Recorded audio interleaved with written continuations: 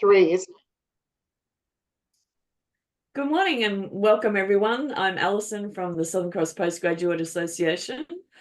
Today we've got Beck Brown doing a Postgrad Masterclass, and this is the third workshop of a 4-part series. So today Beck's going to tell us about resume and LinkedIn profiles. I'll post the recording link in the chat box, and I also encourage you to become a member of the Postgraduate Association. And next week is Beck's going to do interviews, so that's a really good one too. And I'll post the link to register for that as well. I think, Susie, you want to mention a few things next, do you? If that's okay, that will be wonderful. Absolutely, go right ahead.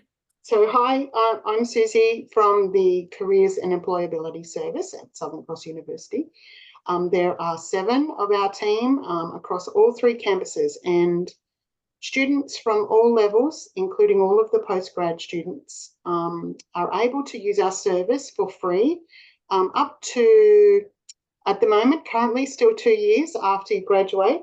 So if you're looking for any support with following up with some of the information that Beck might be talking to you about, or you're trying to make decisions about where to go with employment and what to do and how to get ready, we face forward with your career, I guess, decision making.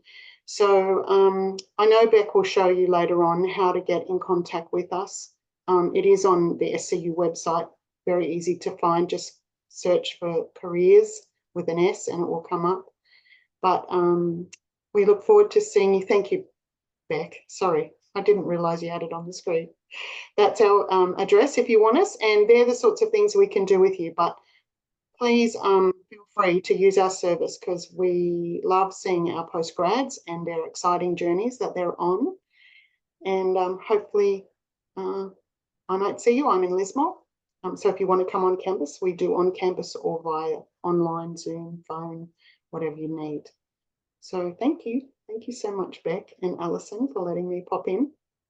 Beautiful. Susie, can I keep you for a few minutes? Sure. And just pick your brains, because you won't be at the end. Would it be okay? Because you always have amazing tips and suggestions. And if that's okay with you and Alison, just to we've got Natalie here. Welcome. I just know it's really helpful for the students to hear something other than me. You let me know, because I'm free today. Okay. So. Well, I'll just I might just do a welcome to country, and then I might just ask you some of your top tips, some of the things that all of your experience perhaps around working with postgrad students, resumes, and just anything you'd like to share, things that you find. No pressure. Okay, I'll just do a welcome to country.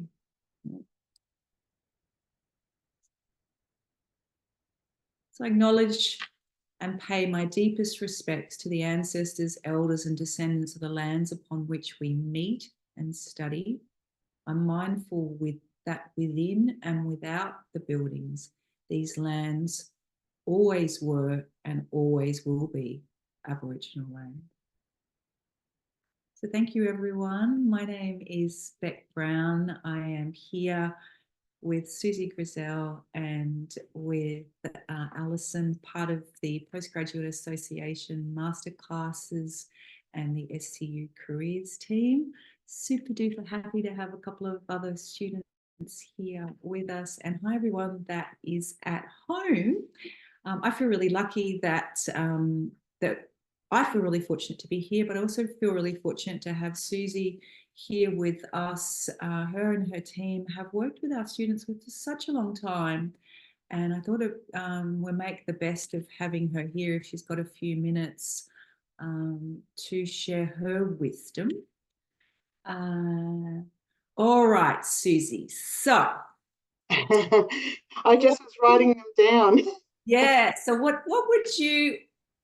Just so then I won't repeat them. I know we align on so many of the key things that we talk about. But what would you say is like one of the things that students could broadly, because I know we've got different cohorts, what are some of the biggest errors in resumes, do you think? Or I don't like the word errors, but where students could really make a huge difference. So the two things I think that go with resumes that I would suggest are, when you're researching the job, like the job ad gives you so many clues about that organization. And sometimes, people are applying online and they have links to an employer, but they don't go deeper and research that employer. Finding out as much as you can about the job that you're applying for or the employer that you're going for enables you to customize your resume. So I've been saying, like, I think we should all have a master copy of our resume that you can put everything in, all the kitchen sink stuff, all those jobs that you've had, and just keep it as a file. But for every single job you go for, it's important to pull out the connections with your experiences and skills and knowledge and that employer and their job that they're going for. And I think the biggest mistake is students think that they can just post off their one size fits all resume to every job, and that just isn't successful, because employers are really busy and don't have a lot of time to look at the resume. So it's really important that you highlight your key achievements, is possibly what we would put in the resume as a suggestion. And so you're handpicking how you fit with their job. And my description is, they've got a hand and you supply them the glove. Everything you're telling them that they need to know about you, and you make it streamlined, allows that employer to do it really quickly and put you in the go further pile. So that's if you're applying for a job ad. And even if you're researching cold canvassing, looking for employers, don't discount the research part before you get to your actual resume. I think that's probably my biggest tip back with resumes. And for LinkedIn, do you want me to do it just briefly with LinkedIn? I feel like LinkedIn, as you will describe, is your online resume, like it's your online presence that people can look into. But it's also a research tool. So I find LinkedIn, for me, I love reading the connections from the groups and the people that I'm following. So, and it's much more dynamic than a flat resume. So you can put links to papers if you've written papers, or things that you're interested in. You can actually embed them into your profile. But so it serves many more purposes than just a resume, a flat, paper with printout of your resume. So beautiful. I don't know how much you want me to go into, Beck, but they were really what hit me when you said, Right. No, and I think I love, and you work really intuitively. And I distinctly remember the last time we chatted in the last series, and I remember at the very beginning of the session we were chatting and you said that glove thing. And I think that's a really beautiful visual, and it's a helpful, and it feeds beautifully into where we start with this workshop, in terms of, understanding who they are, understanding who we are before that, and what sort of opportunities are out there, and then how we make that make that beautiful fit together with those words and that research. And I agree 100% that students, and it's only because you don't know, isn't it? You don't know what you don't know.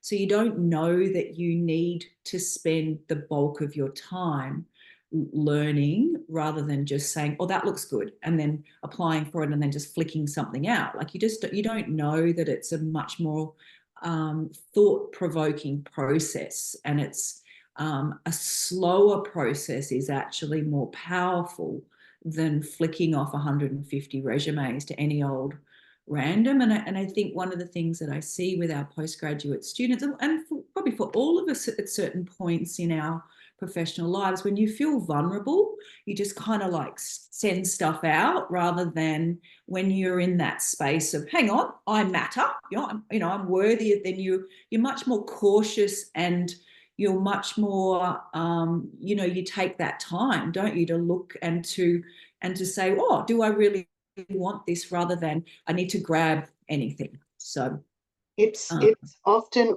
about not telling you what you want to tell the employer. Sometimes, people just put everything in that they want, they feel proud of. We feel proud of our successes. Yeah. But does that employer need to know that that's the filter? It's often, if you're not matching what that employer is saying, then perhaps, you need to look at whether you are a fit for that job. And so that filtering, like you're saying, of, is it worthwhile me going for this? Because it's such a big task. Yeah. Applying for a job's just like an assignment, isn't it? It's so much effort to do it. You can't, like you said, just hurry and send them off. Otherwise, you're wasting your time.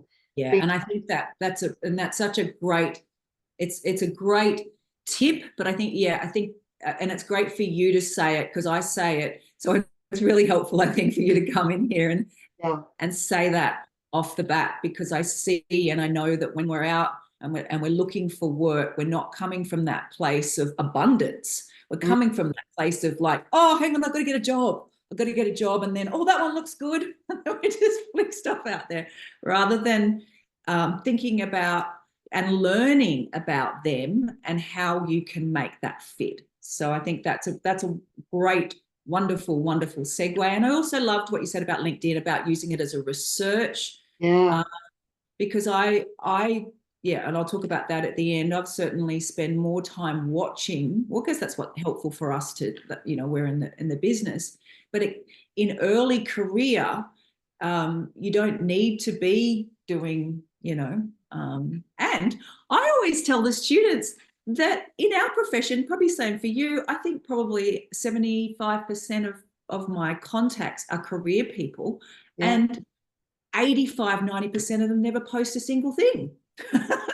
So anyway, we'll get there. So thank you very, very, very much. Nice to follow people that do post. Like I follow Richard Branson because I just love his quirkiness, and sometimes just the connections that come through those connections. You built this network of people that you really want to, but it takes time too, doesn't it? Lots of strategies with LinkedIn. What's that? Sorry? Lots of strategies that you can use in LinkedIn. I'm sure you'll cover lots of them. Yeah. Thank you very much, Susie. Good luck, Natalie and Gay, with all your resume processing. And if you didn't hear Natalie, we will be here. And Beck will show you where to jump in and use our service if you need us. Yeah, and in fact, I brought two of your and it's great. It's even since the last time I've been in, they had even more samples and things in there. So I've brought along a couple of your samples today, just so students can see how detailed they are and how helpful. There is a ton of really specific industry-based tools that the careers team have for you. They've done a lot of the work for you, and they tell you where to, insert this here, insert this here. And so those templates are amazing. But I brought a couple along I brought an accounting one, because I know a lot of our students in the past have been accounting students, and then I can't remember what the other one might have been, health. Anyway, they've got a ton of really helpful samples in there. We're building. It's helpful for students to see what those samples actually look like, because when they're in the slides, cutting them into the slides doesn't work so well. Anyway, thank you. That's all right. And we are building lots of postgrad ones now. We've got a few master's courses we're involved in. Not that the resume varies that much, really. That's right. And you can look at the variety we've got, depending on your profession. Yeah, there's so much in there. We are building them weekly. There's new things being added. That's what I said. That's what I had noticed, that even the last time I was in there, which wasn't long ago, there was even more really specific, helpful resources unique to the particular disciplines. So I Yes. think that's really powerful information. That's a ding-a-ling-a-ling, isn't it, for students, really? Because then they don't have to go and reinvent the wheel. Again, if you don't know some of your language yet for your industry, that's where you guys have been working with the teams. So it's great. Awesome. All right. See I'll you. do it and get on to my other job. Okay. See you. Thank you. Bye. Bye. All right. So that was a beautiful segue actually from Susie, really. I ran a session a couple of weeks ago. I spent quite a long time at the beginning of that session talking about these components of what you need to know about you before you really go out looking for the opportunities out there. And I have to say, this part of the process is probably one of the most important. And it's one of the processes I think, and I have probably guessed that Susie would say the same, that isn't, people don't spend a lot of time on. And I certainly, before, when I was younger, I wouldn't have spent the time on this. It is a process. Here are a few suggestions. There's some wonderful tools in the SCU careers resources that can help you identify your values. If you're a little bit older, you can think about some of the other places where you have worked. You can think about what is most important and meaningful for you at this point in your career. So I find when we do values activities, often with our young graduates, more of a generational thing, the age, they're looking for job security whilst also wanting flexible work. However, at different points in our lives, some of our postgraduates may be more interested in, excitement, adventure, travel. And when we know what is most important in terms of the values, that can help drive that clarity, helps drive your decision making when you're looking for actual jobs out there. And what I see happen all the time, particularly with our postgrads, for some reason, I see them do it a little bit more. So perhaps we have a high international students, and then sometimes people are doing postgrad, maybe they've returned to study and they will make sufficing decisions, and that means just sort of trying to grab anything. So you guys are postgraduate students. You have done undergraduate work, undergraduate course, which you've completed to get here before. And also in many, many, many cases, students have done a whole range of other activities. They've, raised families. They've done honours, they've done projects, they've had part-time jobs, they've worked in the community. That stuff is of enormous value.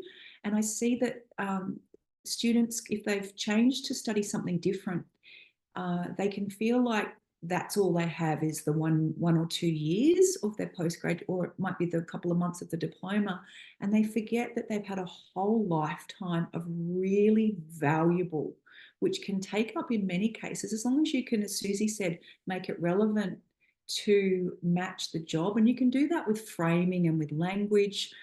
You can have a session with me, a couple of sessions if you need to at the end of this series, or you can reach out to me. I'll put my email address in at the end and come and meet me for a session. But also Susie's team, they're there all the time and they're helping students with this every day of the week. So they run sessions for career, for self-awareness. Am I doing the right course? What sort of work's out there? And that prep before you go actually putting your resume together is absolutely critical. Often we don't think about some of the skills that we've developed. We don't think about our hobbies, the other things that we like to do. We don't think about our side hustles. We don't think about our personality. We don't think about what drives us, what, you know, whether we're motivated by getting up early in the morning. I heard an interesting fact, is that Gen Z are all up 50%, 52% of all of Gen Z are up at 6 o'clock in the morning, but also so are us 60 plus. Probably everybody in between has got some some variation. I thought it was just a really interesting figure there. I'll toss in what I can, things that I hear and learn from various things that I'm into. Now, if you have missed the other, any of our other sessions, our first workshop here 2 weeks ago, you can access it through your membership with the Postgraduate Association here. I ran a workshop 2 weeks ago. We did, it was an overview, a couple of hours, and I covered all the key components. Today, I'm going to be focusing on the resume, and I'll also be talking about LinkedIn. But I want you to get a bit of a visual of what that still looks like in its entirety. You have a cover letter, resume, sometimes a selection criteria that is part of your cover letter. But if you, as one of our students here, if you're going into something like health, education, you are likely, you're going to work for the government, local, state, federal government, not-for-profits, you will likely have to do a separate selection criteria. Also, this can be a little surprising. Keep plenty of time up your sleeve when you're doing an employment application, even if you're applying through Seek, is that, and I giggle because it has happened. I think Alice and I have talked about this, and I've certainly come across it as well. You get in there and you fill out everything on Seek, and then it takes you to, say, it might be a university you're applying for. There could be another third party. There could be a recruiter. You have to go in and put in all your details again. And sometimes you have to put all your education in, and you've got, you know, 1 hour left, and it's coming down to the minutes. So sometimes the process, there are, what I have found in more recent years, probably a couple of years before COVID, so I'd say maybe the last 5 or 6 years, there are multiple surprises. So the 10 years before that, it was the process for applying for a job was very consistent in terms of where you applied, how you applied, and even the interview process. Now I would say just about expect anything, because I find each time I talk to students, talk to colleagues, talk to friends, the process is changing, and there's endless surprises. I guess that's life. That's life for us now. So I would say keep lots of time up your sleeve, follow the instructions. Even if you apply for New South Wales Health and then you apply for Queensland Health, as an example, maybe it might be some postgrad role, mental health, diabetes, diabetes educator. You must. There's so much fine print. Often recruiters, you know, you just sort of get a bit, you know, we've got so much information coming in. If it's something that you really want, even if you half want it, there's so many instructions, and sometimes it's not always super duper clear. So take your time, apply for a lot less jobs, and put a lot more love in. I love Susie's idea of a master resume, a master cover letter. And that master can be, don't make it the master until you start getting hits. Once you get a hit on your resume, a hit on your cover letter, then make that your master, as long as you're applying for similar jobs in a similar industry, similar field, because you know then, okay, we're hitting the mark with this. If you are not getting hits, I'll talk about that. It doesn't mean super duper importantly, there is nothing wrong with you. It's about how you are framing it. You may need additional help to get through the automatic tracking systems that largely cull our applications. And then if you're getting down to the recruiter, then what is it about your application that you're not getting over the line? If you're then getting that far and you're getting tons and tons of interviews, but you're not getting over the line, that's where myself and Susie, Susie's team can help you. They've got campuses, they've got teams at Coffs, Gold Coast, online, and Lismore.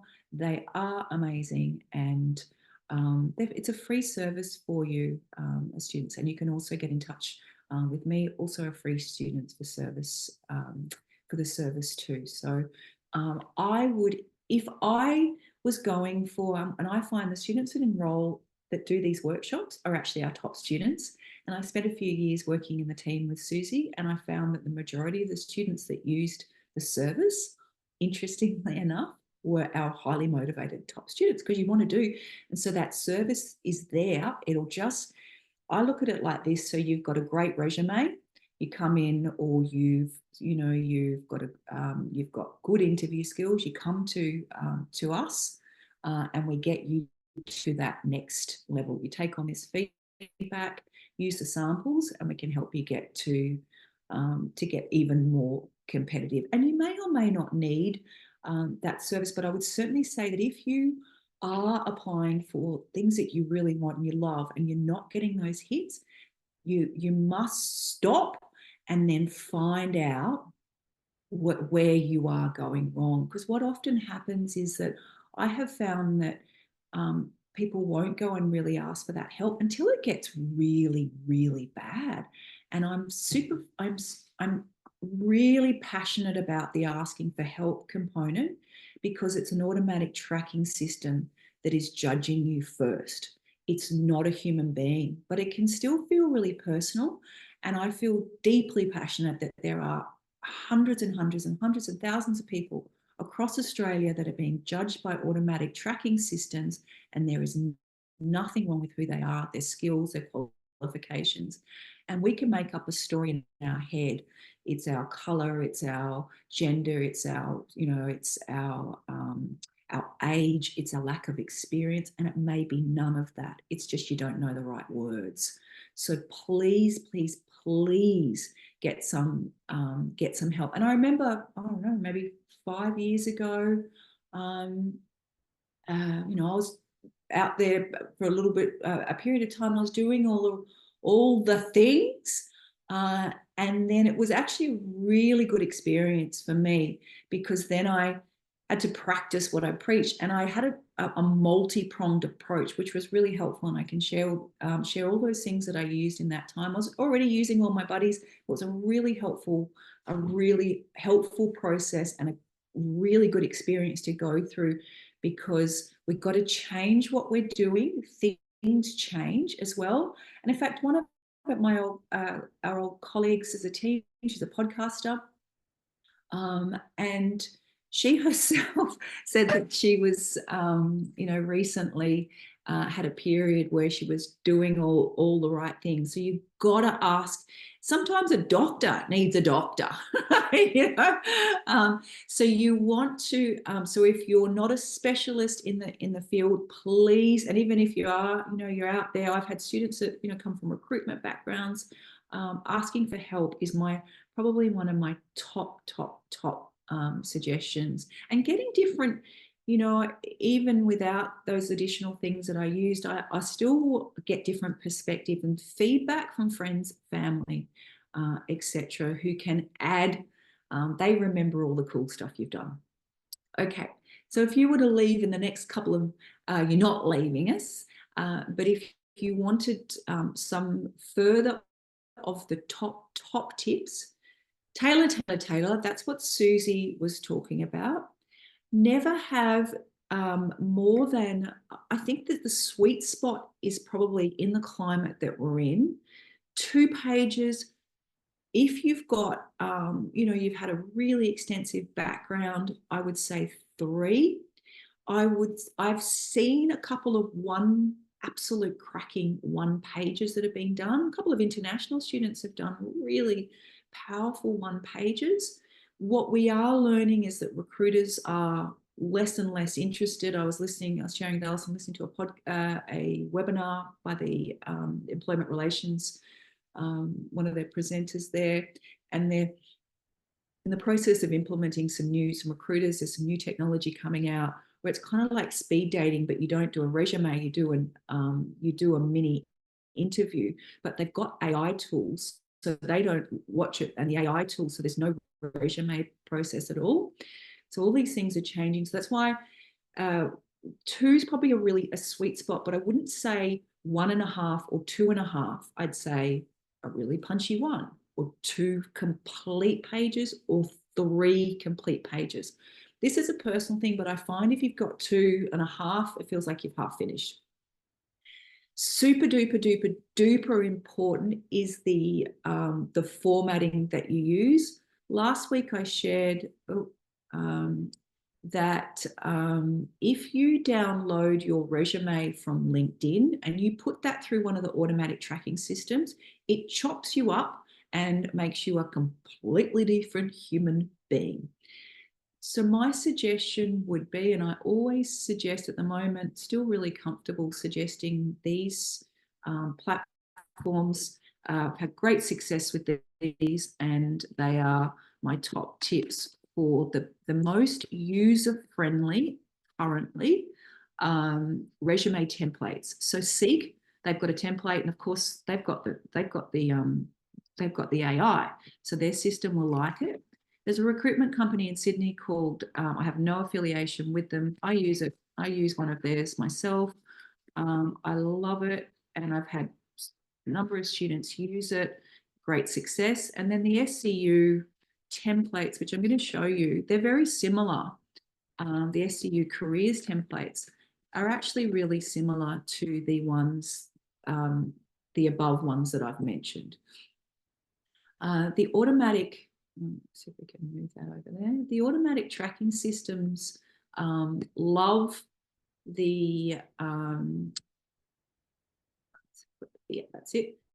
The automatic tracking systems really like the Seek one. They really like the Hayes one. Hayes is, as I said, it's a recruitment company, but they're in the business. They've been around for a long, long time, and they provide a free resume on their website.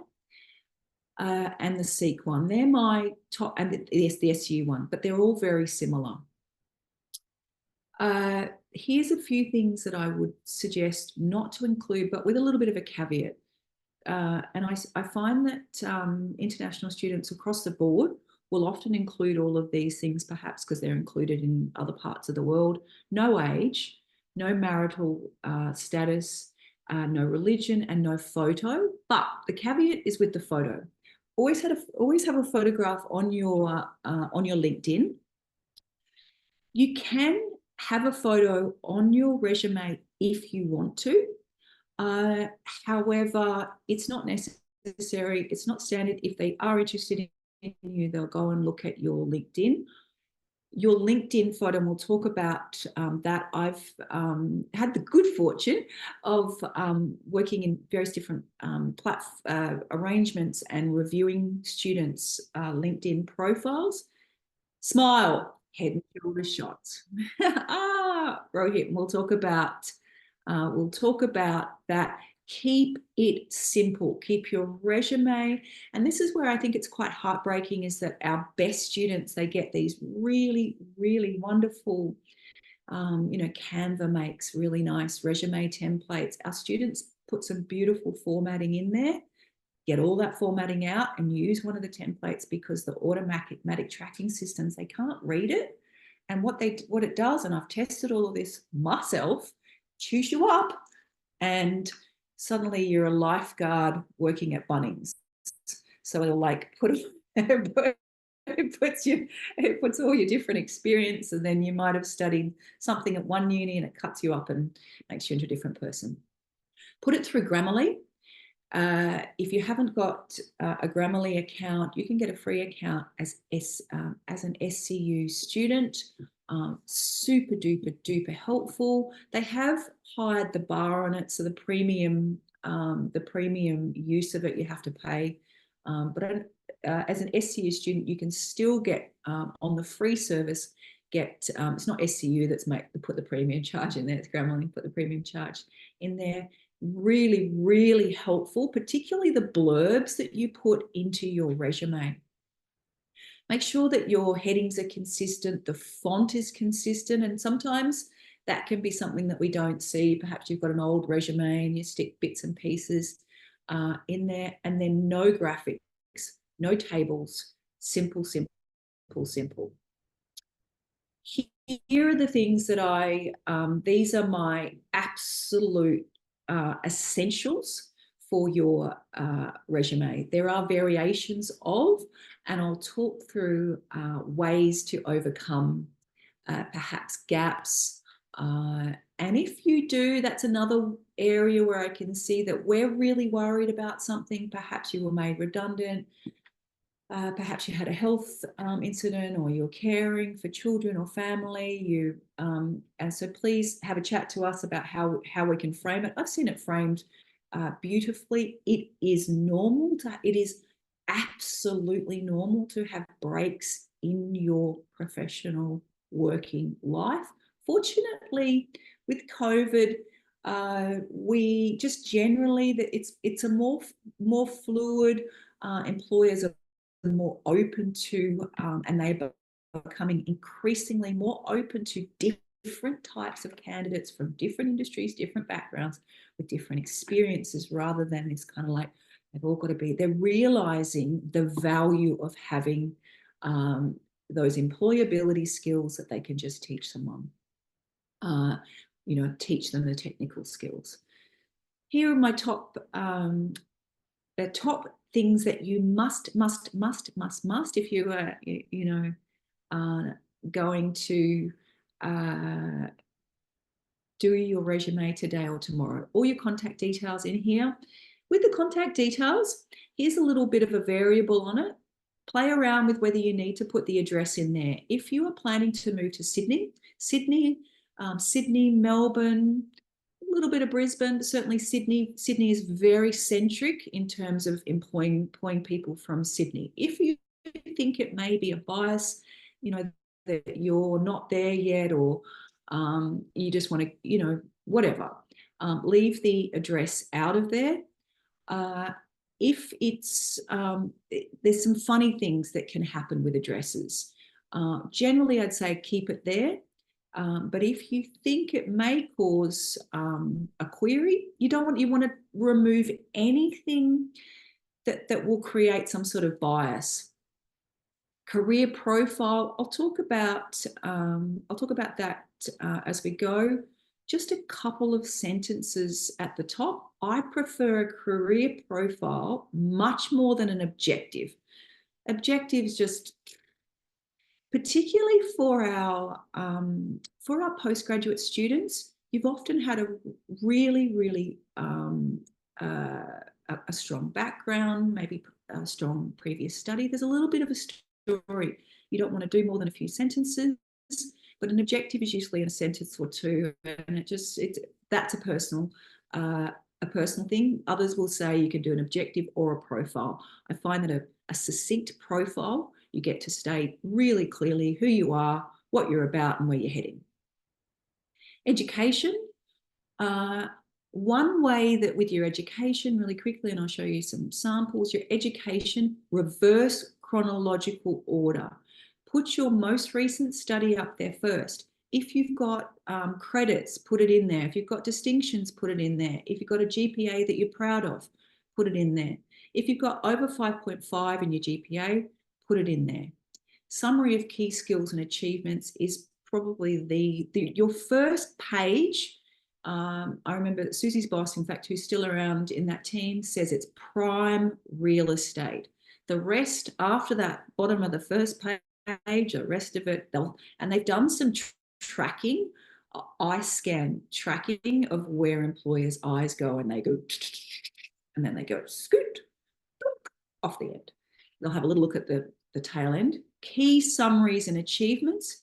Placement experience. In the first workshop, I talked a lot about the value of placement. No matter where you are in your professional time, here as a postgraduate student, where you are in terms of how much experience you've had, there are opportunities galore to gain experience.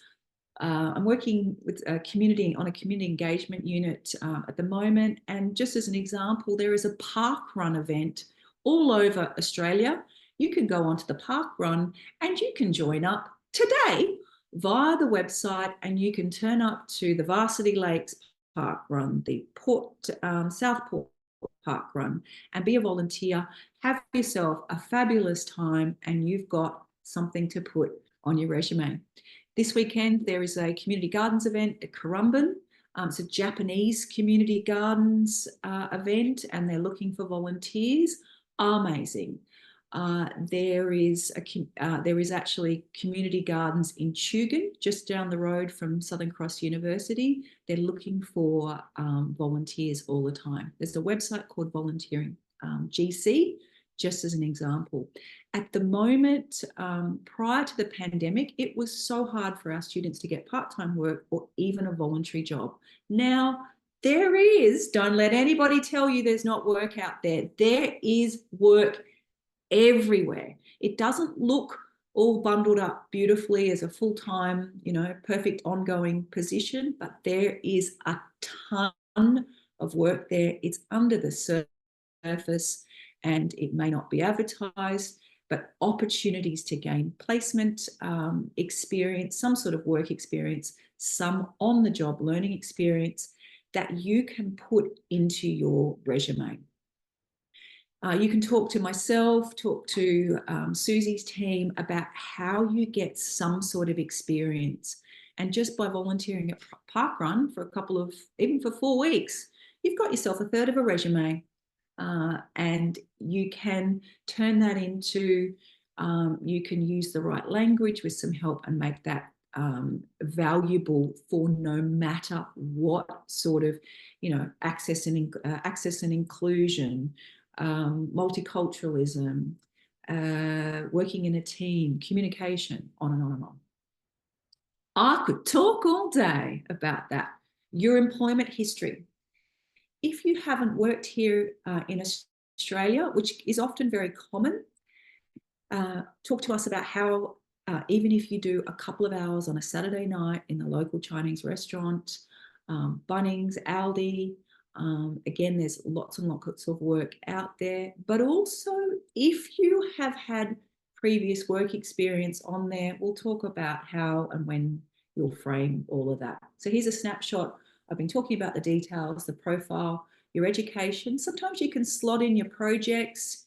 You can slot in particular subjects. You can fatten. I've seen students do an amazing job of they haven't done any work experience, particularly say for example, like our environmental science students, but they've done heaps and heaps of really relevant projects. And perhaps they've done a little bit of work with the Lismore City Council, and they've got 2 pages. They've been able to fatten that out and create a new story.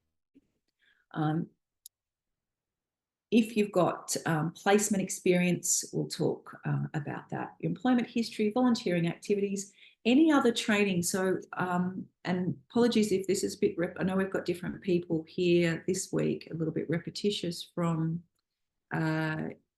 my suggestions, but what I want to do is just add, there's something that I love. It's called MOOCs. They are massive online classrooms. And there are 2 that I would suggest, edX and Coursera. I have done massive online classrooms with both of these organisations, 2 different organisations. Just be really careful. They used to be free in a much more free sense. They're still very, very cheap. So I studied, one of my areas of interest is positive psychology. I did some, I think it was Penn University, which is one of the best universities in the United States. I've done some training with Stanford in the United States. They have amazing training. It used to be a lot cheaper. It's still cheap. I think you've got to complete it really quickly. But then if you, so for example, the price changed on, but that is an amazing way to get other additional training. If you're interested, like maybe you want to get your first aid, literally look up first aid training on the Gold Coast. Southern Cross University offers first aid training, sometimes free training or low-cost training for SCU students. There's other training that's offered by Southern Cross University. They used to help with responsible service of alcohol, other.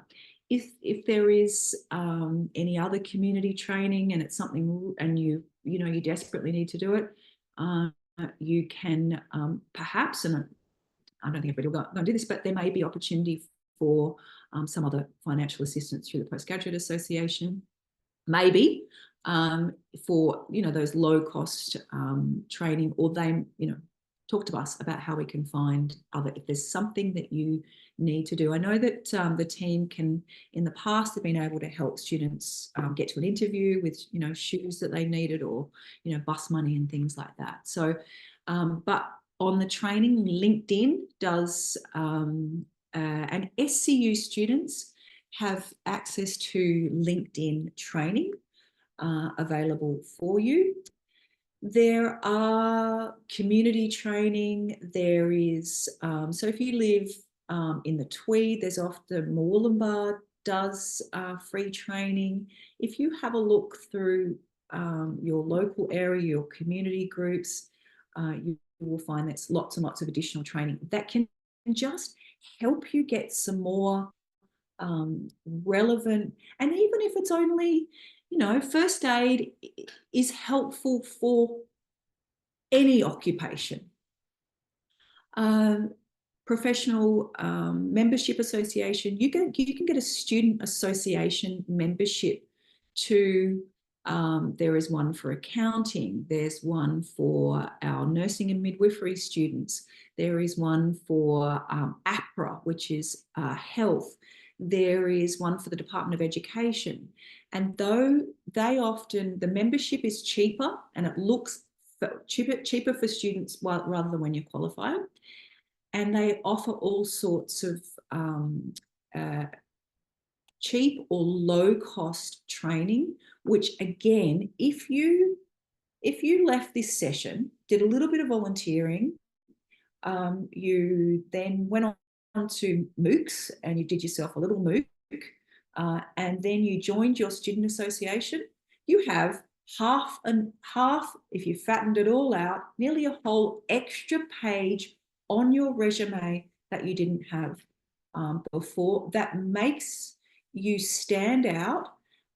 And when you use the terms, the language and the training as best you can is relevant and related to your field, that's where you go from great candidate to excellent candidate. And you can do, I know for students, like, you're juggling many different things. But if you're in your first year, first term, you can chip away at this. If you are at the end, you can still get down to Park Run this weekend on a Saturday morning. It's less than 3 hours, just as an example, to volunteer. You can quickly do a LinkedIn training, chip away at it. You can put also, if you start additional training related to the field, you can say it's in progress. It looks amazing. You can also start, any other additional qualification. Perhaps it's something TAFE, New South Wales. I know that New South Wales TAFE have been recently promoting free courses. I know, again, you guys have got a lot, but perhaps if you're taking an extended break over the summer, perhaps you do, if you're going into education, if you're going into health, again, into anything, mental health training looks brilliant on, and there's a few different. Lifeline, their training is really heavy going. However, it's an amazing, if you've got a massive break and you can get onto the Lifeline training, brilliant for any role, any profession, education, health, early childhood, business, any environment. All of those will be really helpful. So we'll go for another 5 minutes. And that's actually a nice segue, because when I come, we'll take a break. And when I come back, I'm actually going to show you, this is a screenshot of a sample. This one's for environmental science, but I brought a couple of actual samples straight from Susie's. And as she said, they're adding course specific. So there's course specific cover letters. They've now got course specific selection criteria, which is just fabulous. Because also a lot of the time with the selection criteria, which I talked about last week, just about every single time they ask you about your communication skills, whether you're going for a job in, health, science, what have you, even IT. Okay, so here is just and I'm going to go through I'm going to go through two samples. Fingers crossed I can get it all to upload nicely. We've got a screenshot of an environmental. This is directly from one of Susie's. I won't talk through every little bit of it, but the samples are great because it tells you get an understanding why you put what you do where. Just make sure you delete all the comments if you do use one of their samples. So here is this actually, I like, one of the things I really like about this example is it's really useful for postgraduate students. Again, if you've gone back to study, but you've been out of, you've not been out of work, but you've been out of the working world, raising family or, sick or caring for aging parents, what have you, is that I really like this one because you don't have to do it this way, but they've done a whole key skills and achievement section associated just specifically with the education. So that's where you can really fatten up and make it very, so for example, the student has done a Bachelor of Environmental Science, and here are the key skills and achievements just from that degree. So for you guys, it might be a diploma, a postgraduate diploma in, I think we've got somebody here in doing a grad diploma, grad cert in diabetes. So committed and driven to achieve my studies, etc. And you may not have an academic achievement award, but you may have an assignment that you did really well in.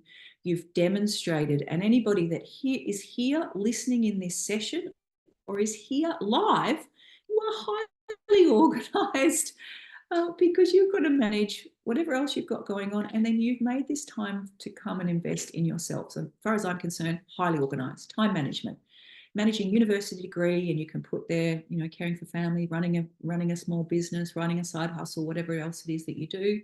Enthusiasm to share your tertiary knowledge, etc., etc. Focused attention to detail, and then ability to work across, just as some examples there. This bit here, you could drill down even more specifically. So that this last point here is about 4 years working in a hospitality environment.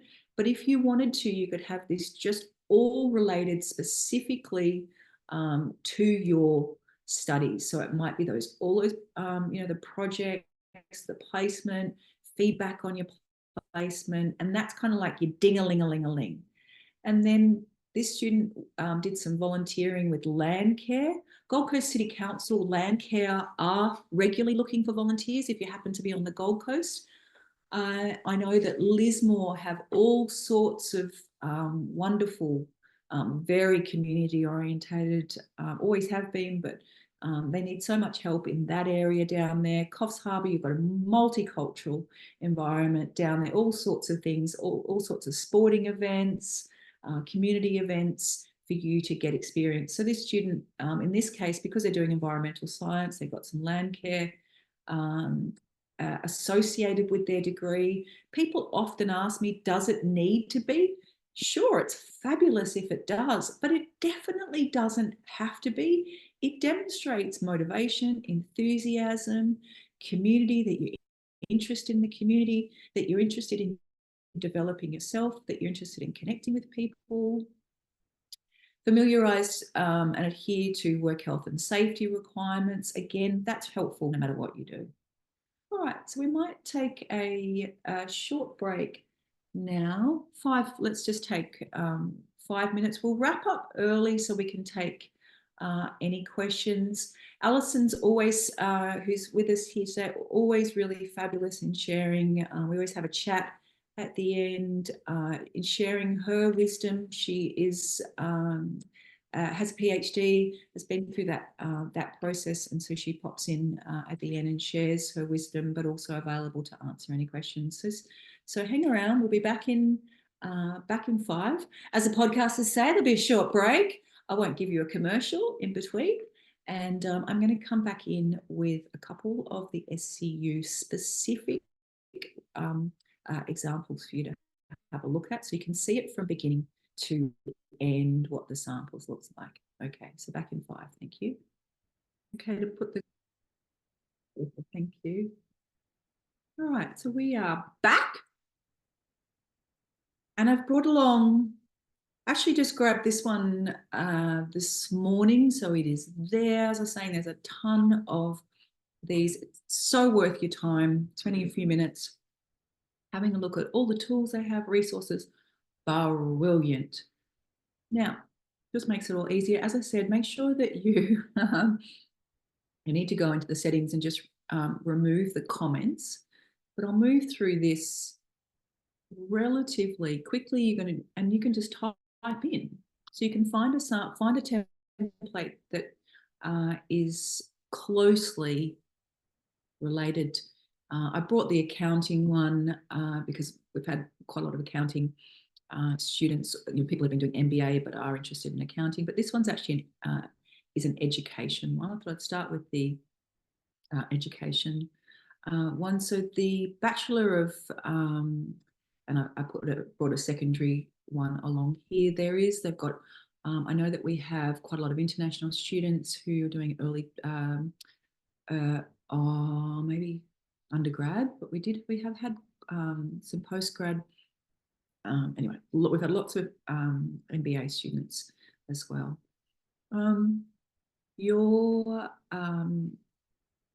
Here they've put recent, and this is just a suggestion, you can just go in there and type it, recent Bachelor of Education graduate. So this is from a very recent scenario of finishing, but obviously you could also, one of the things that I find students won't do, but employers are really open to it, is start applying for jobs before you finish.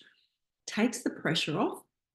But also, from an employer's perspective, there is so much work out there that they're stoked to have you, no matter, so if you're finishing up in 3 months' time, if it's your PhD, if it's your even, perhaps it's a diploma, you can actually put in progress and start earlier, start before you think they'll want you. And then also it gives you a chance to explore using your resume, seeing how it gives you that extra time. But if you are right at the end, that's absolutely fine too. Reach out to me. I'll put my contact details in there at the end, or Susie's team, who are there all of the time. Okay, so we've got a career profile at the top, just a little bit of a blurb there. Here you'll see students often ask me about what to include in their education. Do I put all my education in there? If it's past 10 years and it's not related to your current, I will put it, I'll bring it up again. It can be a nice way to capture their attention at the end. If you've done TAFE, you can put it, so formal education. If I wouldn't suggest school. I know, again, we have all sorts of people, different backgrounds that listen to our recordings and different stages, and some people go straight into their postgrad. If you've come straight, you haven't got a lot of work experience and you went straight from undergrad to postgrad, then put school in there. But generally, I'd say not. Employers absolutely love TAFE qualifications. They love volunteering and they love degrees. They're a bit like if they're a student studying, they want face-to-face, they want online, flexible hybrid learning, and that's what employers tell us that they want. They want really well-rounded applicants. And for you guys, you're currently hitting the biggest mark, which is so hard for not everybody, and I know it's a really big experience to go through postgraduate study, but you're right on track and you're going to be an amazing our candidates, our students are hugely in demand. So you're really well positioned. So if you haven't got those other little bits and pieces, and I say little, I know they can be big to manage, but if you chip away at it, chipping away consistently towards those goals. Summary of key achievements, placement experience. Now let's see if this, some of you will have placement built into your programs. I personally think that it should be into every single tertiary education. Universities are trying more and more. They do know that that's what employers want, trying to create opportunities for engagement. Sometimes you have some of the postgraduate courses, you do need to create those opportunities for yourself. But again, I want to highlight to you, it doesn't have to be, 35 hours a week while you're, doing full-time study and caring for, a young family, which is often the reality for our students.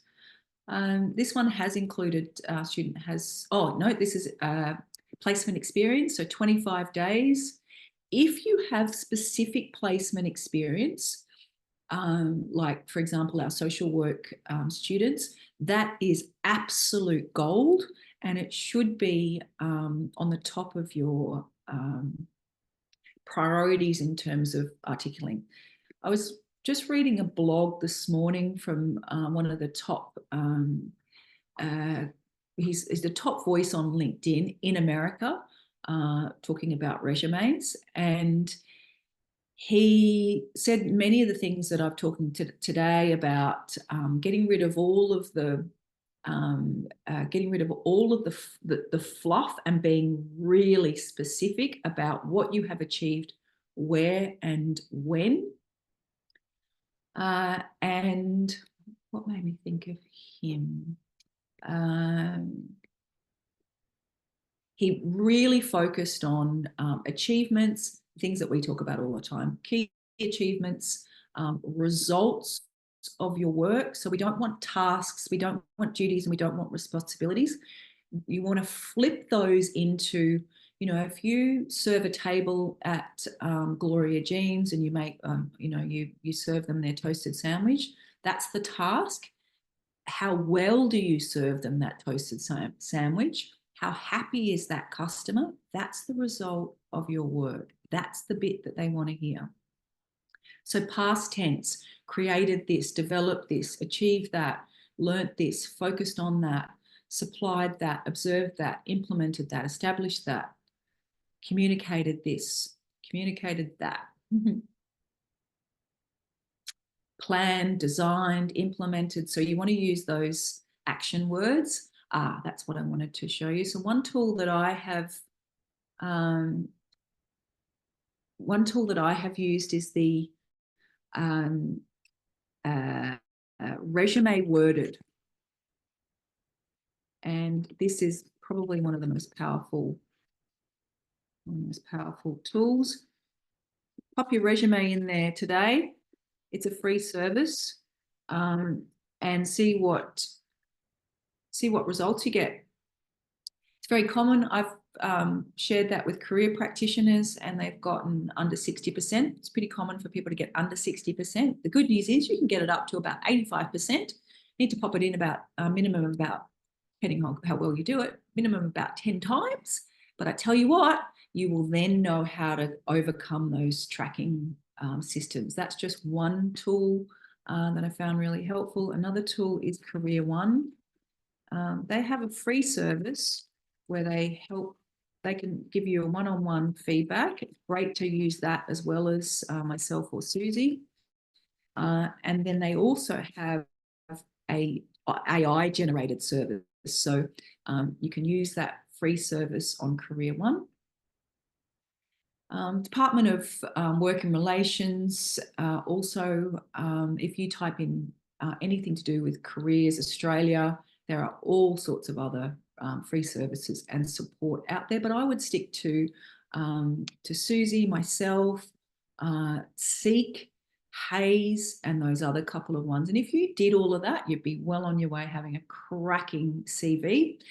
Get a human being, but also get an automatic tracking system to check it as well. I'm not saying the humans, myself and Susie, we're trained for the human eye. We know to a certain extent what the automatic tracking systems are, but those tracking systems, they change. And so the only way you're going to know is to put your resume through on Susie's, on the SCU careers team. They also have another free AI related service, which is called Resume. It's called Resume 360. I'd put your resume through that as well. So make sure you have a multi-pronged approach. It's called Resume 360, a multi-pronged approach to getting feedback on your resume. So don't just rely on, you know, if you were to go and spend money on a coach, you know, privately, fabulous.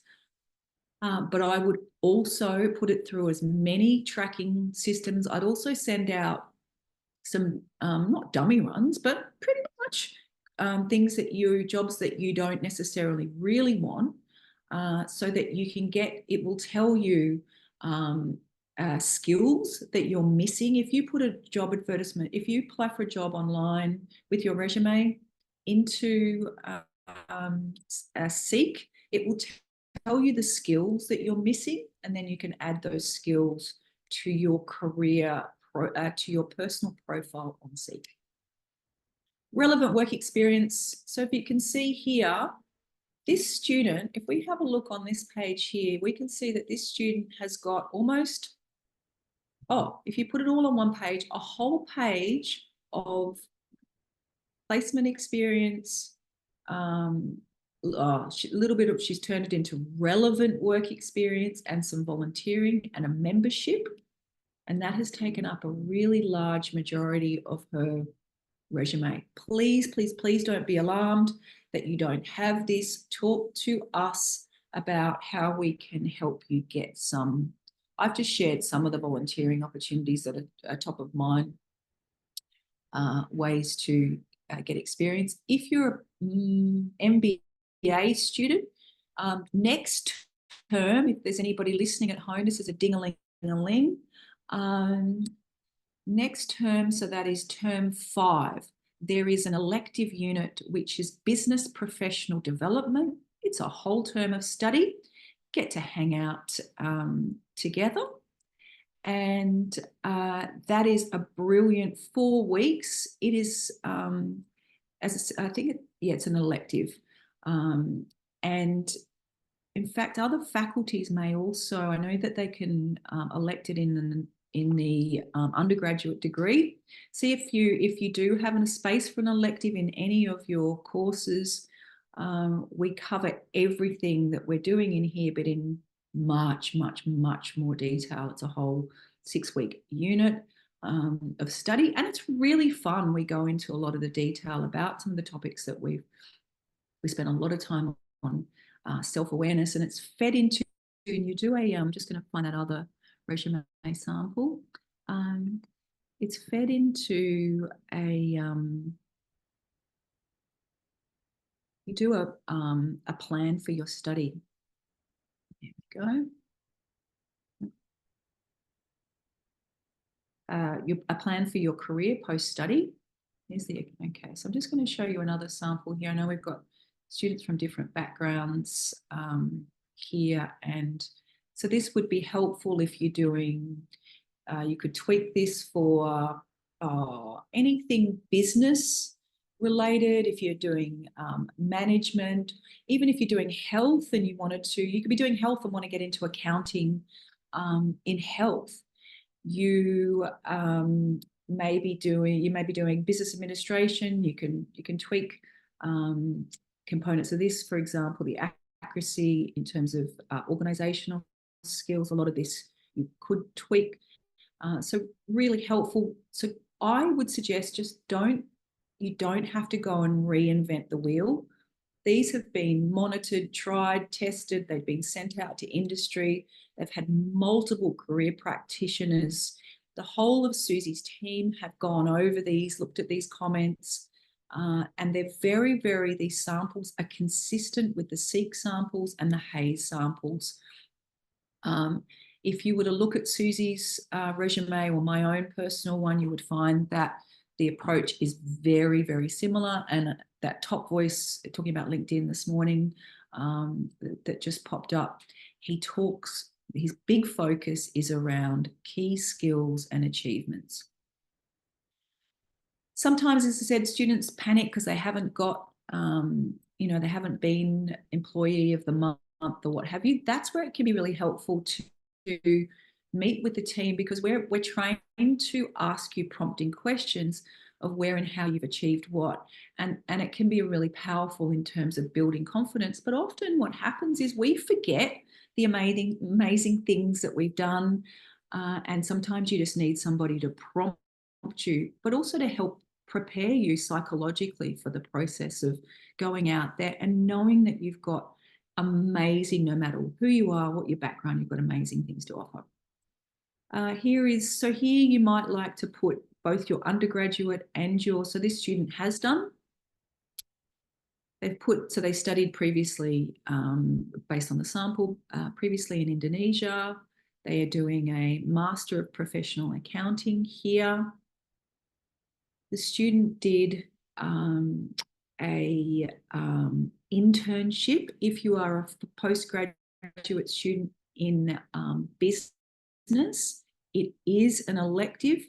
Very sadly, I've mentioned this a couple of times, very few students choose to do that unit because they've got to go and find a job. You'd find it actually really easy to find a job at the moment, and then you transform your capacity to be you increase your likelihood of being able to transition into ongoing employment. Students often, when it's built into the undergraduate programs, for our social work students, our education students, our business student at undergraduate and at postgraduate, when it's built in, students often, I think the statistics for a while was up to somewhere between 55 and 60% of the time, students end up staying with the employer. But then you put your employment experience here with very, very specific examples of what you achieved in each of your roles. Here are some of the memberships. You can put, I would absolutely, if you guys are here, and again, this is the truth, if you're here, it means you're committed, but I would go ahead and put the membership of being at the Postgraduate Association. You can put a membership on there straight away.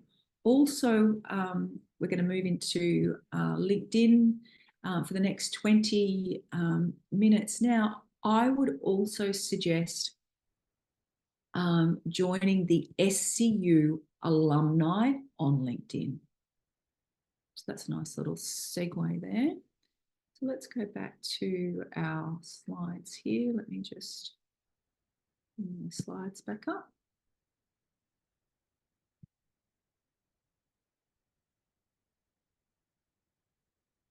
I'm going to talk about LinkedIn, and I talk about LinkedIn now quite differently to how I talked about it a few years ago. And here we go.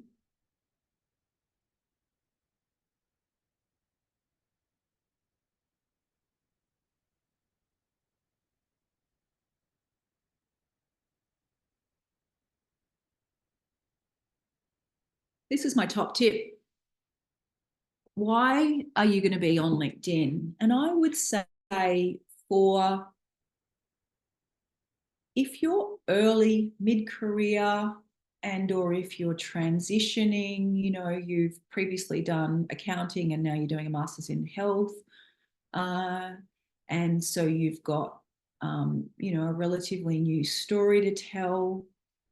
I'd get on LinkedIn today or tomorrow, and I'd set up a basic account, and I would put, if I were in your situation, I'd do my resume first. That's the first thing. And I would then cut and paste whatever it would let me into my LinkedIn. And I'll put a photograph up there, and I would start with that, and I'll move into what I would do from there.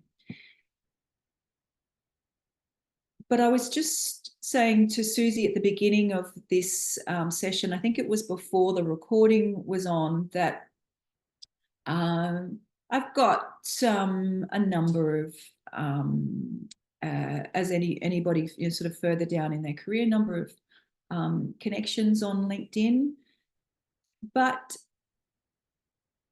what I would say is the truth is that, so there's 700 of them, largely mid-career. There's a big chunk of them are students, and then the bulk of them are in my field and areas of interest around career development, leadership, positive psychology, what have you. And of those people, so you'd think career practitioners in the business would be posting and chatting and sending stuff all of the time. Nope, they're not. 90% of, say, let's just guess, say 500 of those people are career practitioners of some sort all across the country. Some of the best in the, I would say the best in the business, in their professions, and I know them through, you know, through other avenues, not necessarily for what they're doing on LinkedIn. Interesting in itself. However, they're not posting. And then on the other hand, those that are posting every day and who are writing stuff may not necessarily be improving their own professional identity or improving their own employability. So, what does that all mean? Thank you. I love a question. Is there a disadvantage for not having a LinkedIn account? I'm at the end of, yes, thank you so much. I'm at the end of my career, been keen to keep, yes, I can fully appreciate that. What I would say, and I've tested this, is that often in many cases, they won't even look at your LinkedIn, but they will still invite you for an interview. However, what I would say is that it's worthwhile to have, it's absolutely worthwhile just for the presence of, because, you know, when I talk about all those career practitioners there, they just have a presence for having a presence. And so that if somebody does want to go and find out more about you, they're not really looking at, you know, you want to build the number of very slowly build your contacts. But you can do that. You could jump on there today or tomorrow, connect with myself, connect with Alison, connect with Susie, and then you've got 3. Find your lecturer, find your tutor, find other students in there, and then you've got 10. And we can talk about how to, but I would get on there and just have a presence. You can also use a different, you know, I wouldn't suggest perhaps using a different name, but you don't have to put, you could put your, because you could include it in your cover letter and your resume just for the recruiter, but you could actually call yourself, I don't know, David W. X or something. So if you wanted to keep that low profile, you could put you could just put the letter of your surname there. It's not uncommon for people to, and I think it will become increasingly more common for people to want to have a lower profile. I even listen to, you know, young folks on Triple J, and they're like, oh, super cool. They didn't have any socials. But I also think for privacy purposes, and it is really important and important for you to be careful about how much you do disclose on there. In terms of so don't put, you know, you put your contact details in there, but I wouldn't actually suggest putting your address. And in fact, it's the first time the privacy settings for LinkedIn have changed. So they've upped the bar behind the scenes in terms of, so people can't create and having said that, they may or may not let you put just, you have to do a verification process now that you didn't used to do. So you have to, like, as you set up your account, they have to send you an email. And so there's a more detailed verification process. But I think that is good because of things that would want you to have, be cautious about identity on there, and LinkedIn are onto that. I would definitely have a photograph there. Have a photograph. You can set your settings, but what I would do is practice, and you could even just set your settings for just the period of time, perhaps where you're applying for jobs, to have full visibility. Because if you have it so that only connections can see, they won't see your photo. And so if you want to keep a low profile, but there's a short period of time where you're applying for jobs, adjust your settings just for that short period of time, so that you can so it's almost like gauges as like for them almost as a verification purpose. Oh, there she is. Yep, tickety boo. And that it's not what I have observed. And in fact, would have loved to have heard my observe is that it is not, they have made unless they're looking for you and they headhunt you on LinkedIn, but, it takes a period of time to get to that, point in your career. It is becoming, from that perspective, it takes time. If you've already got a LinkedIn, there's some tweaking that we can do, which I'll talk about now. But I would say that the majority of the ways that you're going to find work initially, and if you haven't yet already got, if you've already got a LinkedIn profile, as I said, I'll talk to that point in a minute, but most of our students think are just getting started, get really good bones up there. And so what would really good bones be? Keep your profile genuine, authentic. Have a look when you write your career summary. This is a place where I see students, because you just type straight in there, there's always typos. I would write a decent, but you can get that from your own resume, but I'd write a longer summary. Just be visible enough that you're comfortable. But what I would say, absolutely, so I was talking to the point of those people that already have existing sites.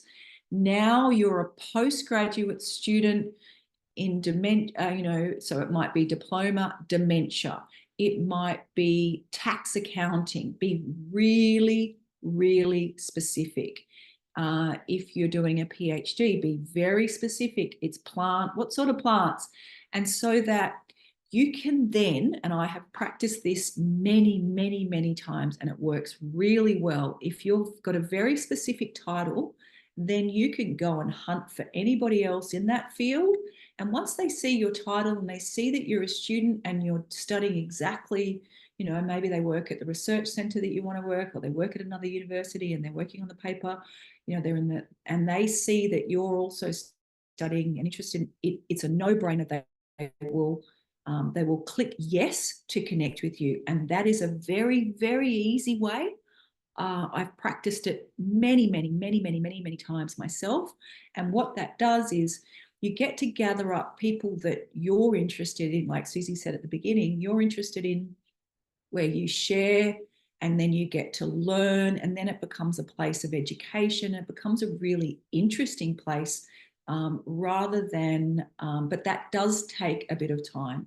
If you're already on there, start tweaking that headline, tweak your summary, make your summary very, very focused.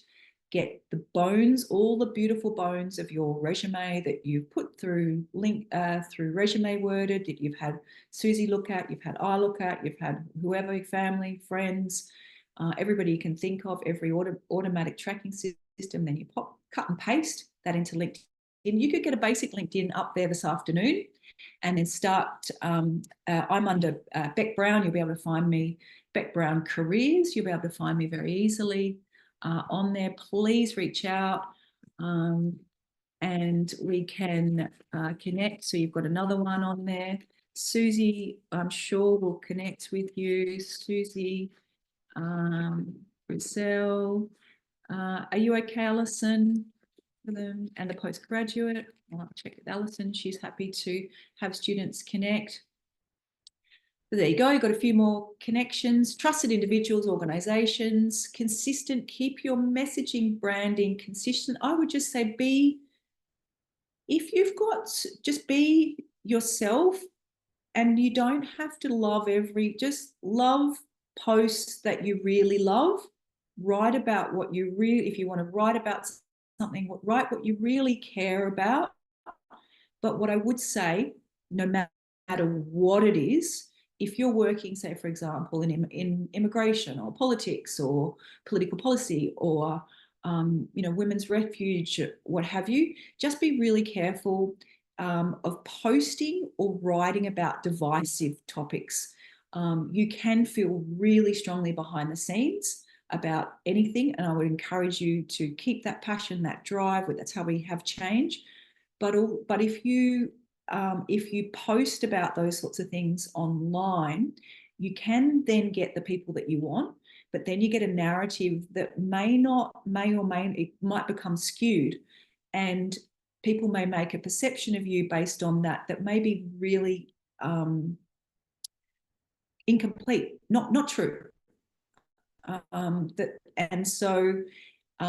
avoid any divisive topics, religion, those sorts of things. We all know the sorts of topics that come up on Facebook. So just avoid that. That would be my strongest suggestion. Doesn't mean be active in those spaces, do whatever you need to do, but until you're really comfortable, really clear, and then happy to, I would stick to safe posts, safe topics, show knowledge, research, read up. And initially I would say, watch what others are doing.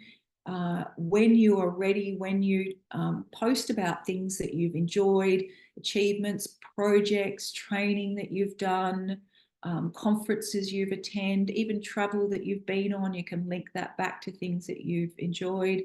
Helping others is the best way, the absolute best way.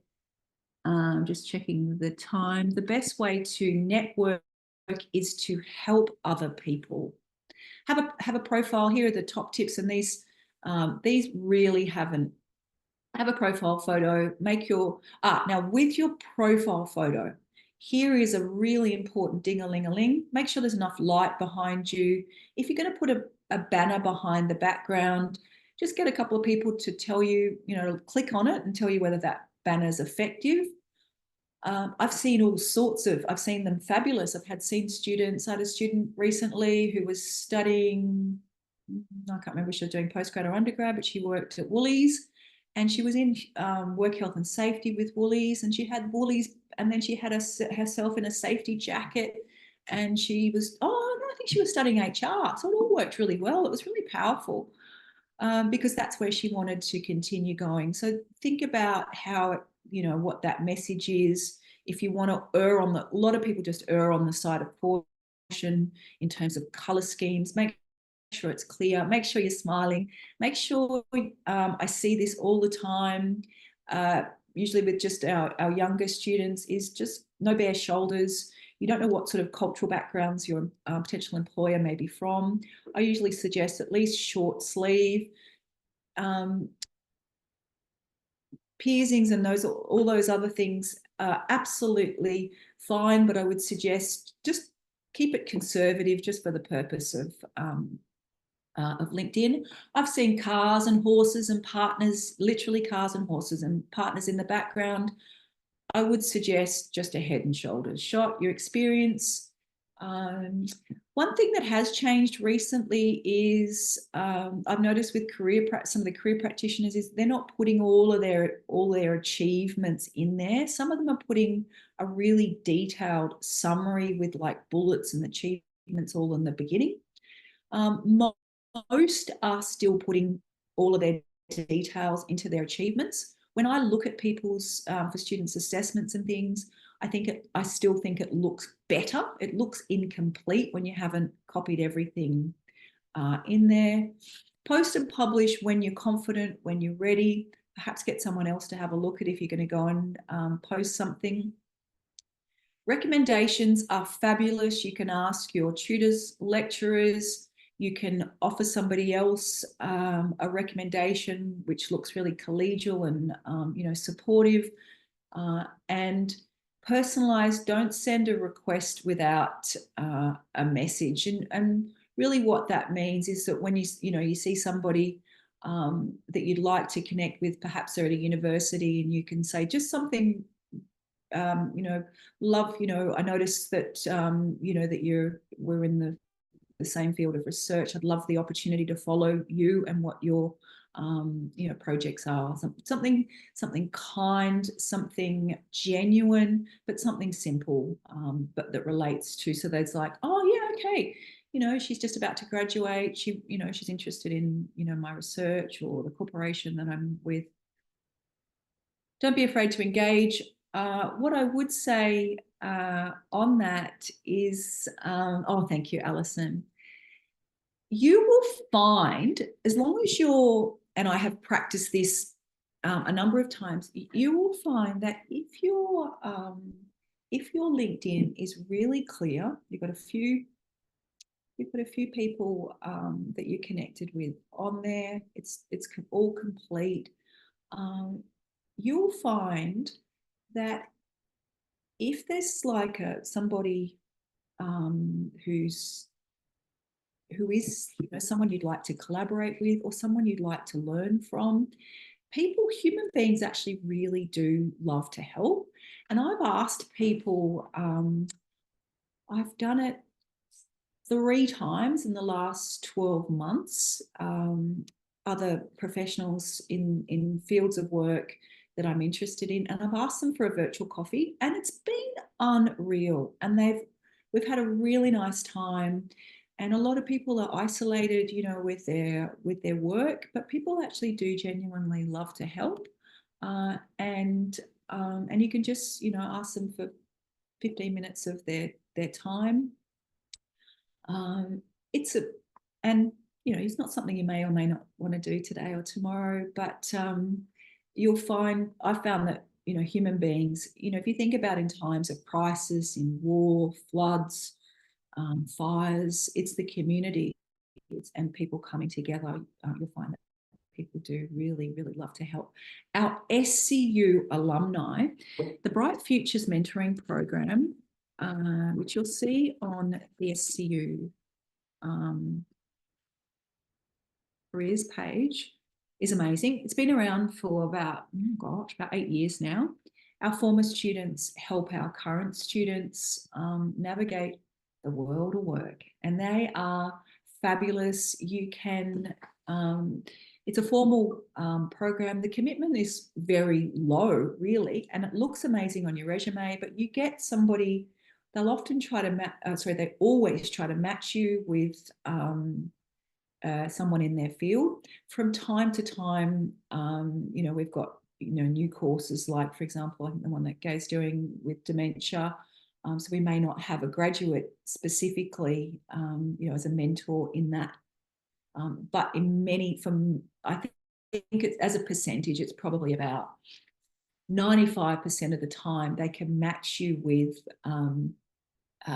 somebody specifically in your area of interest. And then you have a couple of meetings, like I think any opportunity to meet, to see people, have a coffee if they happen to be nearby. But please join the SCU LinkedIn alumni. There's one of your first groups. But it's a great, and then jobs pop up on there. It's a fabulous place. I find, as Susie said, I don't really think about it. I hadn't really thought about it or even talked about it from a research perspective. And it is a place to research. I always think about it for me as a place of education and learning, which is very different, than a few years ago. You kind of really viewed it as this kind of, but I guess it's how you use it. I learn I learn, you know, so for example, this morning that just popped up, the guy, one of the top voices in America on, you know, resumes. It was really reassuring to know that there wasn't anything groundbreaking, so to speak, on there. But his focus, so much of it was on key words and the AI.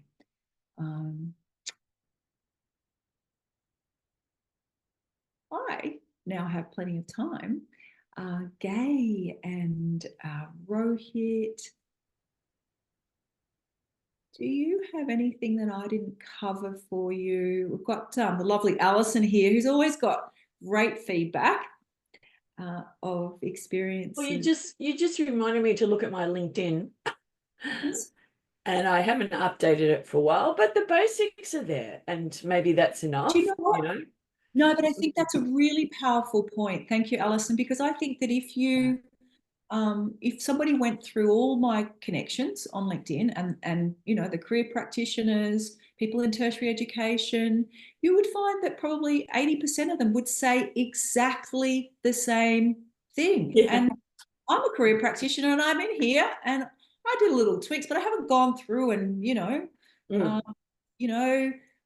because also if you were looking for a job though, like we're probably both not looking for jobs, but we'd be in there, wouldn't we? Yeah. Oh, absolutely. Yeah. Now we've all said that online. Yeah. We'd be jazzing it up. But I think the point is really important, isn't it? That when you're on there, it's a networking place. It's just a place to explore, to see what others are up to. But I find there is the competitive bit that goes on, but there really is that learning environment, I think, that I personally find most interesting about it, in terms of, you know, what's going on out in the in the various different industries and things. So I love that.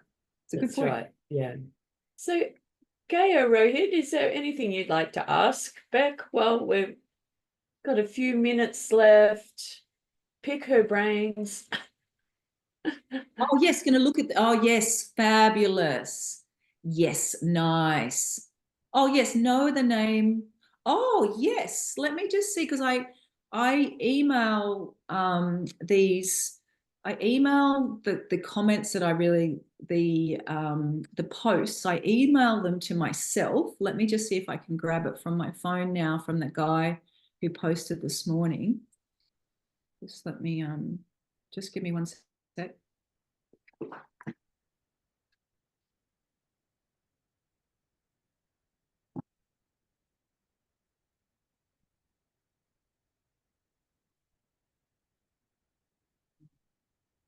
Hopefully I emailed it to myself. I usually do.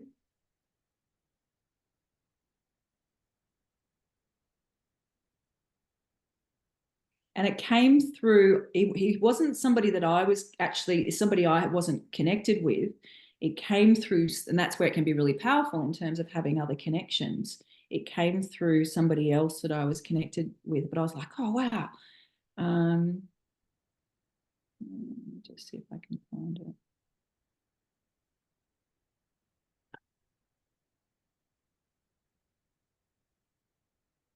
Hang on, let me just have a look on my LinkedIn. Oh, here he, oh, he's gone. Where did he go? He just popped up.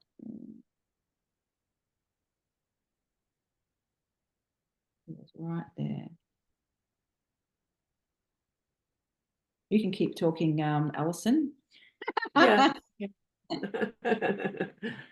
Well, you know, you came up with some great resources there, and I think that idea of getting friends and family kind of to double check what you've written and remind you, you know, I think we mentioned it last week.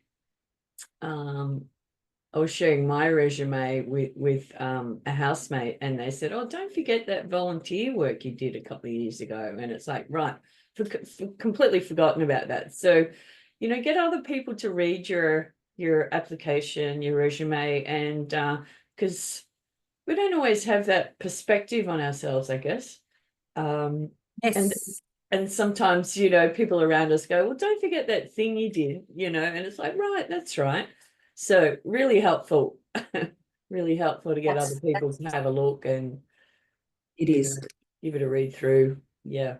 I found him. His name is Austin. He's an American fellow.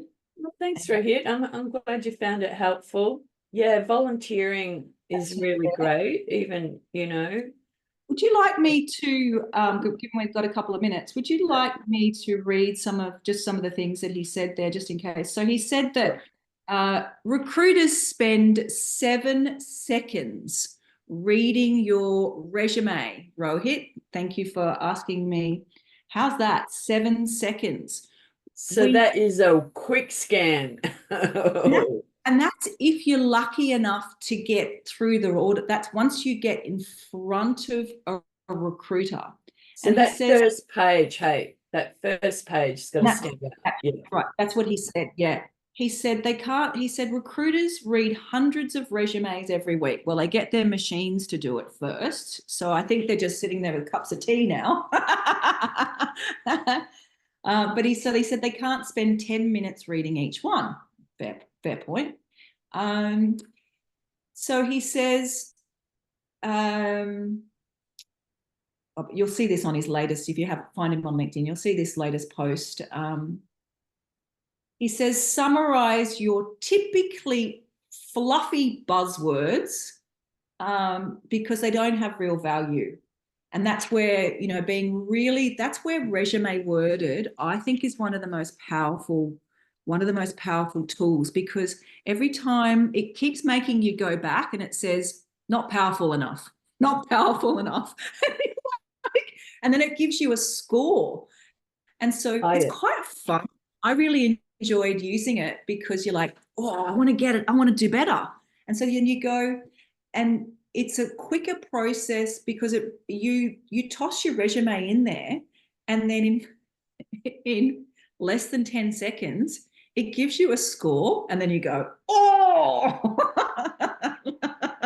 Excellent. So you just keep and improving and editing. And then you improve it. So but it is really good to have a human as well. Sure. Yeah.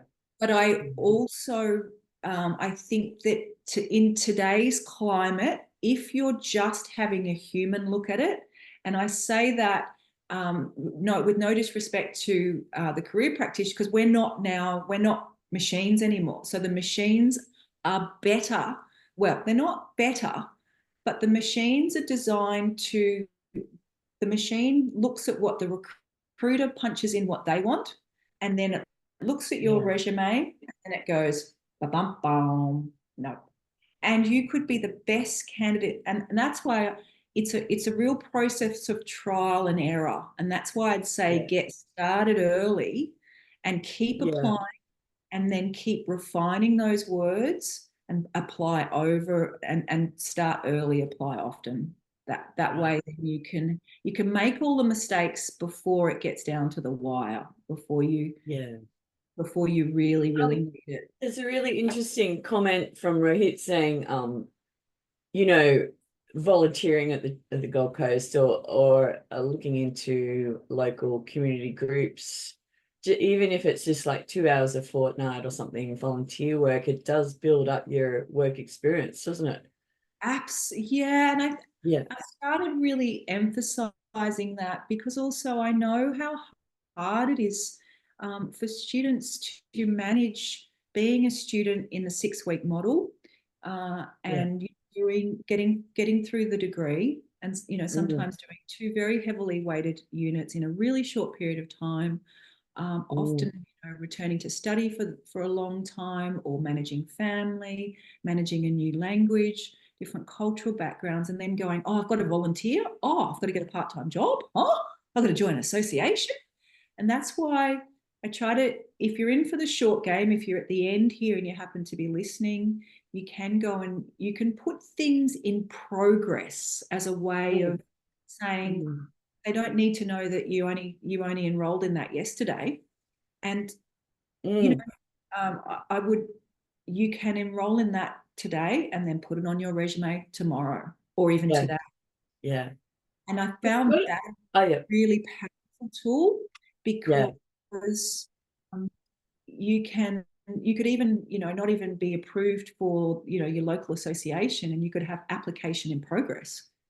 You don't Yes, want that's right.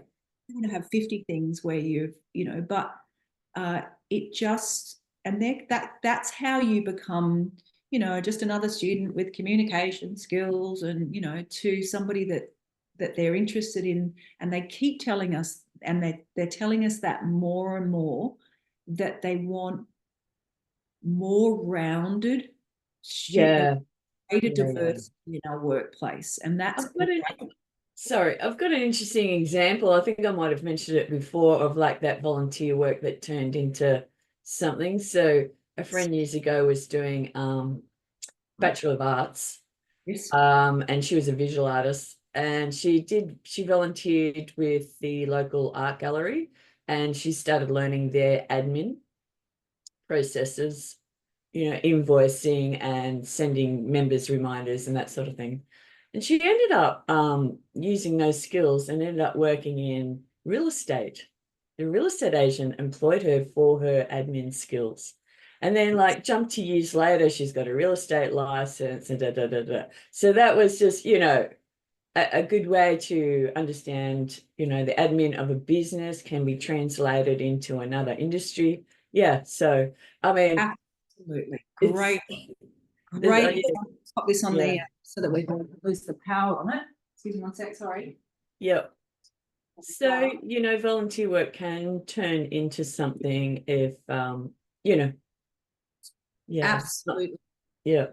Yeah, and in fact, I just had a really good example of someone that I knew the other day where she flipped, because this can often be the case. I find I've over the years had many students that have had postgrad and undergrad, but here in this postgrad environment, we've had people that have had their own small businesses, and Oh, then yeah. they don't want to be in that business. Whatever happened, whatever, all the business is still going, and then they've had a family and they want to retrain. Mm, I know of somebody recently who's had. They started off with coffee shops, and then and then a little juice stand, and then they had a bigger cafe, wedding. Then they got into weddings, but in that role, she employed lots and lots of people, and then they'd said that they were going to do it for 20 years. She got to the 20-year mark, and she's like, oh my God, what am I going to do now? And she realized that she really loved, and what her greatest strength was, and anybody that survives in hospitality, her greatest strength was really working with the people in it. right.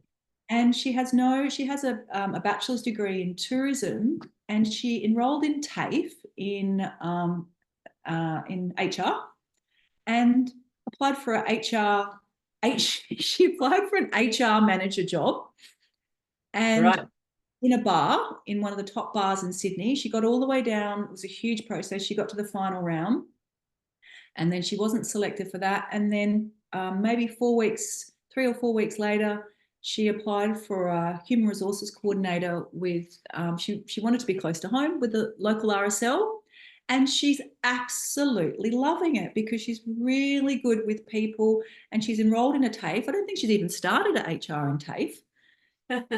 Just a really good example of, I think, in terms of how in that role, she could have turned that into management, or she could have turned it into finance, or so we often, I think that the couple of things that I would is thinking about what you love, what you really, so if you've got hustles, combining a hustle with even your postgrad. So if you do like accounting, but you love hotels, get into a hotel and do accounting in hotels, because then you can tell a really easy, like a story, and then you're likely to be, you're exposed to your passion, which is really good. It's really travel. good. Yeah. And then it's easier to tell that story Yeah. as well. I find that can be a really, or you love sport and you're going to get into event management. Yeah. Just as an idea. Anyway, Any Very, other? very helpful. Gay, Rohit, is there any other? We've got a couple of minutes. Is there anything else? Anything I didn't cover that would be helpful for you? I'm glad that you're motivated. I'm glad that you're motivated to do some volunteering. That's made my day. I think you've covered it all. Thank you very much. You're welcome. You're welcome. Okay. Come along next week to interview skills Oh, yes. with Beck. I might just do that. That sounds great. Thank you.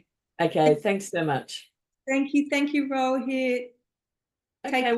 I might just stop recording. Thanks, everyone. Thank you. Have a great